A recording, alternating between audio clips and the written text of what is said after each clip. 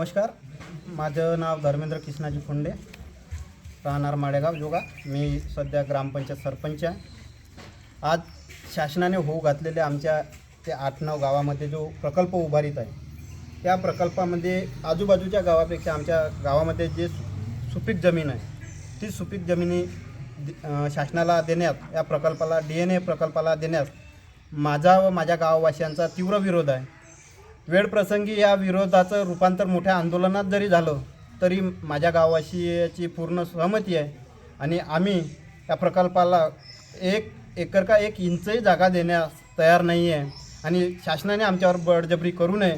जर शासनाने बळजबरी केली तर आम्ही भविष्यात यापेक्षा मोठं आंदोलन करणार आहे आणि वेळप्रसंगी आमच्या गावाला लागूनच नॅशनल हायवे आहे, तिथे मोठ्या प्रकारचा रास्ता रोकोसुद्धा करू. कदाचित तहसील कार्यालयावर सुद्धा आमचा मोठा मोर्चा राहणार आहे.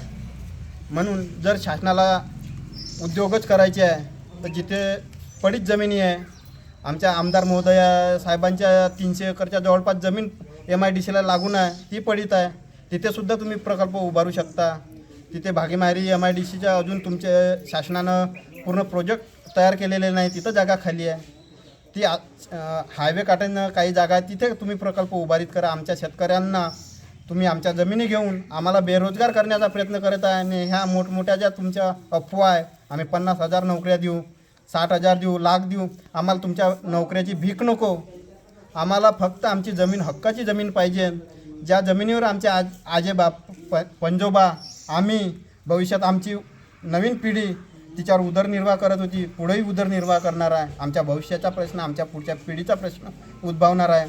आणि नोकऱ्या देऊन देऊन तुम्ही किती लोकांना नोकऱ्या देणार आहे, किती रुपये रोजगार देणार आहे?